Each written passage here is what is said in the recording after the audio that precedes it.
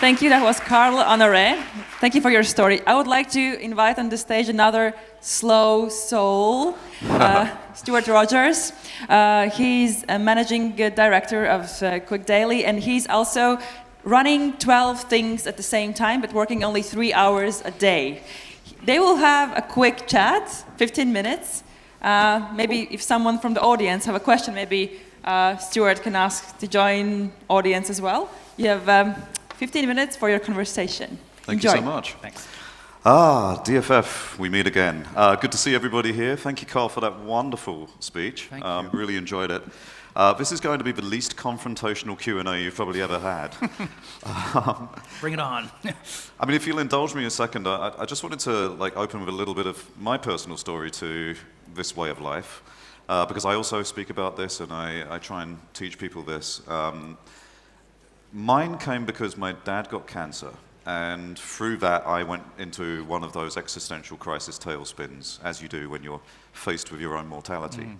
And therapists and counselors, they weren't really touching the edges. And it was when I met an amazing person who became an instant best friend, Gaia Dempsey. She used to run Daiquiri, one of the big augmented reality companies.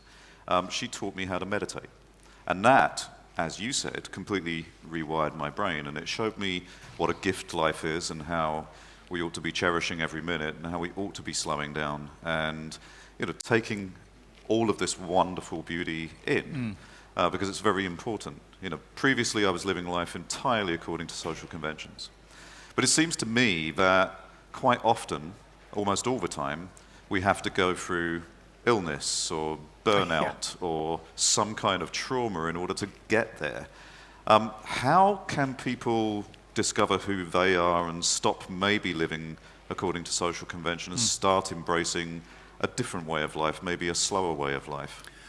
Well, I think it's true that many of us, the first step towards embracing that slow or the inner tortoise or whatever you want to call it is often, as you say, some kind of existential crisis. And the pity is that for so many of us it takes a burnout, something really serious, or the loss of somebody very close to us. But you don't have to wait for that to happen. I mean, I look back now and feel that I was quite lucky, because my existential crisis was that awful bedtime stories epiphany. So that saved, if that had not happened, who knows where I would have been 3 years after that, perhaps staring down the barrel of my first burnout. So I think the message is that you do not have to wait till there's a complete and utter, meltdown or crisis. I think we can all start taking steps now to test the slow waters and get a feel for it. I mean, I usually suggest to people, because one of the ironies today is that everybody is, we're so impatient that we even want to slow down fast, right? So people think, well, I love this idea of slow. I want to have the calm of the Dalai Lama by tomorrow morning, right? And it doesn't work that way. It's a process. So I always suggest to people trying out little experiments, little pilot projects. Take next week, for instance, if you're somebody who has your phone on constantly, take an hour a day when you switch it off, and at the end of the week, check back and see what that felt like, right? And maybe you could go for more, maybe less, or a half an hour here, half an hour, and just to sort of get a taste, a real physical, emotional, almost spiritual immersion in slow. And usually, if it's not, because you're taking the pressure off if it's not a permanent shift. If you make it a temporary thing, you say, for the next week, I'm going to try this. If it doesn't work, it goes out the window, right? So try things like that. I think that kind of pilot project experiment approach is very useful. But, I always feel, we talked about technology. Even just trying some slow activity. This is one thing I always suggest to people, is trying to embed some slow ritual in your day, something that gives you real joy, but that also inoculates and vaccinates you against the virus of hurry. So something that defies speed by its very nature. So it could be cooking, it might be yoga or meditation, or it could be sketching. I find personally, although I'm an awful artist and I'd never show you any of my drawings, I find sketching is a really good way just to focus really hard on something and to slow down. So try to find something like that you build into your schedule, and just see how that changes the tone, the tenor of the day, and so on. So play around, be playful, right? And don't feel you're locked into that change permanently, because, the way I slow down now is very different from the way I would have slowed down 3 years ago. I'm always, changing, chopping. It's a very startup idea of iterations, right? Everybody's got a different iteration of slow, and it's going to change all the time. And it's not the same every week, Sometimes the circumstances in your life mean that you're going to have a little less slow, right, than the next week. But just make sure you're always moving in that fluid way and trying to make sure you've got some kind of balance and some kind of shift and change going on. I mean, it seems that, systemically we have an issue because obviously people do live mostly according to social convention. Takes a lot of bravery to be individual and say, I'm not going to do what everybody says that I should do. And we're heading towards a world where the technology is potentially going to make that worse. I mean, speaking of augmented reality, imagine a future where we're not pulling our smartphones out and touching them 2,000 to 5,000 times a day because we don't need to, because I'm looking at you, and if we're friends on Facebook, I can see your status messages popping up over the top of your head.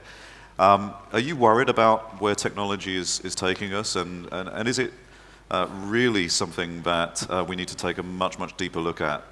I think we do need to take a deeper look, but I'm actually less worried in some ways than I was 10 years ago. I feel that anytime new technology comes along, we always go overboard. There's always a kind of swing. The pendulum goes off to one extreme, and it takes us time to forge the social norms and the protocols and the cultural rules around it to get the most out of it. And I feel like we kind of got to the extreme endpoint, and now we're starting to pull things back. So I spent I just was in Silicon Valley, in fact, last week, talking to families and people who work at companies like Microsoft and Google and so on.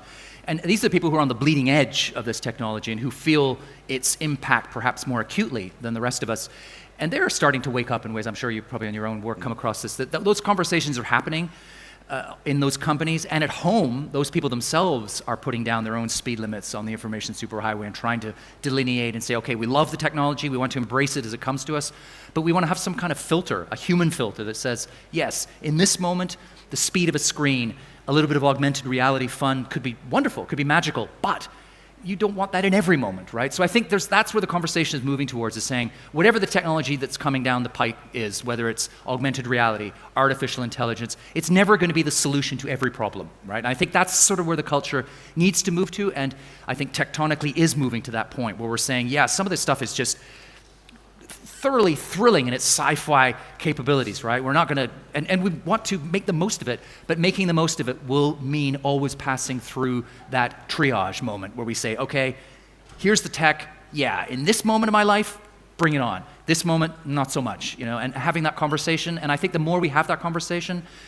among friends, within companies, in conferences like this, on social media, people, even on social media, that weird irony of people on social media talking about their detoxes. I don't like that word detox because it feels to me vilifying technology. I think technology is neutral, and it's how we use it that defines our experience of it.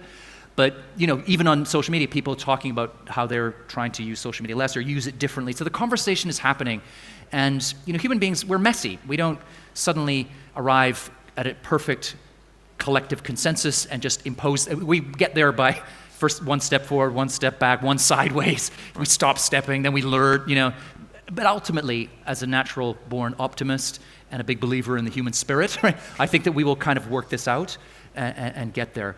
I suppose my main worry tech-wise at the moment is kind of less about the tech. Maybe it's more what I find most alarming, especially as a journalist, is this whole kind of fake news thing. The fact that we seem to have lost very recently this idea of this notion of a shared body of facts that we all agree on, and now people are retreating into their information and opinion silos. And I mean, when I was in Palo Alto the other day, as a social experiment, I spent a couple of hours flicking back and forth between CNN and Fox, right? The two news, Fox being almost like the in-house propaganda channel of the Trump White House, and CNN, according to him, being the font of all fake news. And of course, that's binary and black and white, and it's much more nuanced than that. But wow, it was really quite shocking to see how they were covering the same stories in utterly different ways, in ways that, I don't know, certainly I felt perhaps Fox was slightly more dishonest. But if we realize that people were only getting their feed from CNN or only getting it from Fox, they're living in parallel universes. So I do find that worrying, and I don't think we're talking enough about that side of it.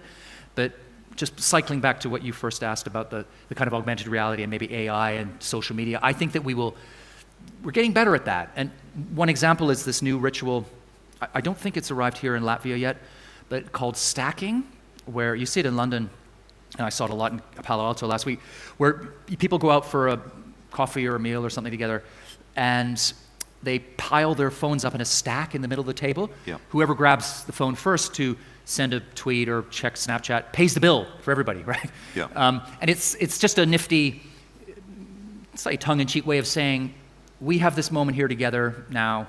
We'll never have this moment again. Why spoil it by trying to be in 4 other moments at the same time? And what I find most optimism-inducing about that stacking thing is that it's not a ritual that has been forged by baby boomers who didn't grow up with screens. It's come from millennials and digital natives who said, okay, we love TikTok, we love a bit of Snapchat, stories and Instagram, we love it all, but there are limits. So here's one way that we are going to put a limit here. We're going to have our own speed limit in this moment together. We're just going to have a human monologue, monomedia moment together, and we're going to enjoy it. And we're going to enjoy it because we've imposed our own way of being on the technology. So I feel optimistic. Big challenges, but I feel optimistic. And we've had those shifts at all times in history. So, for example, there was a time when there was research and everyone was worried about the effect that video games and the addiction to video games were having on kids. And guess what? They played them for a long time. They were slightly addicted to them. They did play them too much. And then the children themselves decided, hang on, I miss my friends, want to go out, kick a ball around, climb up a tree. And it goes in waves, right? We have these things because technology is very stimulating. We get something new and shiny and fresh. I mean, just look at the queues. Still, every single time Apple, releases something, everybody wants the fresh. Although new they're thing. dwindling, aren't they? They are dwindling. They're because smaller queues every time. People are cottoning on. It's just another iteration in a shiny package, and it's the same with most technologies, the same with most systems. But if we go to right at the top of the tree, I mean, we talk about Silicon Valley. You go there a lot. I go there a lot. I've seen this a lot. There are some good VCs. And they are ultimately the font of everything because they're the people who are funding all of this technology. And if you're a VC in the room, I'm sure you're a wonderful VC. Thank you. But the majority of them are still pushing their founders and their teams to do the 14 hours a day, 7 days a week because they want their 10x. That is causing all sorts of mental health issues. That's something I talk about a lot. But systemically, we have to change that. How do we create a compelling reason for them to stop that's going to talk to their bottom line because that's what they care about? Well, I suppose we do it the way we make and engineer any kind of social change. We tell stories, right? We share stories of companies that have done it a different way, who have gone the slow route and thrived and prospered as a result. So you tell it through social media. We tell those stories through the media. We tell those stories in meetings with VCs. We hold events in Silicon Valley where VCs can meet those companies, right, who didn't work 8 days a week and 40 hours a day and sort of thing. And so you say, look, there are other ways of doing things here, or it doesn't necessarily have to be this model, but it doesn't have to be your model, right? There could be some kind of mix in between. So I think to get these stories out, maybe we need some kind of online, Wikipedia database of companies that have hit home runs using the slow philosophy or some version of it, right? You know for a fact I'm going to be looking if slowopedia.com is available as soon right, as we get off stage. There's going to be a race when we get off stage. Who can buy Slowpedia that's first? That's the irony of a race. There are plenty of ironies definitely out there. So I'd love to see if anybody in the audience has got a question, and I will ask you to be slow if you've got a question. Place your hand up in the air, but wait for us to run a microphone to you because we want to be able to hear you. Does anyone in the audience have a question for Carl as well? I'm looking. I'm now judging you because you don't have a question for Carl.